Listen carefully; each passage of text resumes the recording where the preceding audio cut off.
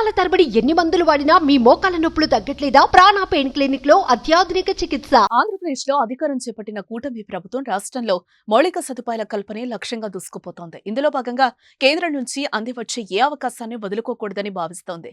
ఇదే క్రమంలో కేంద్రంలో పౌర విమానయాన మంత్రిగా బాధ్యతలు చేపట్టిన కింజరాపు రామ్మోహన్ నాయుడు సహకారంతో రాష్ట్రంలో కొత్త ఎయిర్పోర్టులు నెలకొల్పేందుకు ప్రతిపాదనలు పంపింది. దీనిపై కేంద్రం తాజా అప్డేట్ ఇచ్చింది. రాష్ట్రంలోని నెల్లూరు, కాకినాడ, కుప్పం, నాగార్జునసాగర్, ప్రకాశం, శ్రీకాకుళం, అనంతపురం జిల్లాల్లో కొత్తగా ఎయిర్పోర్ట్ల నిర్మాణం కోసం కేంద్రానికి రాష్ట్రం ప్రతిపాదనలు పంపింది.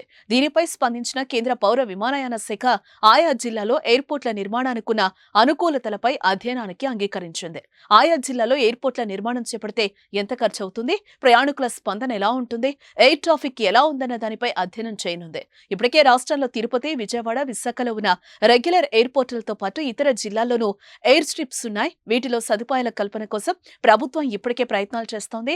వీటికి అదనంగా భోగాపురం ఎయిర్పోర్టు కూడా వచ్చే ఏడాది అందుబాటులోకి రానుంది.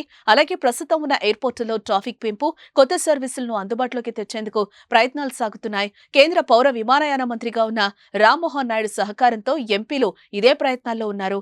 ఇదే గనక జరిగితే ఏపీలో అభివృద్ధి వేగవంతం అవడం ఖాయమని విశ్లేషకులు అంటున్నారు.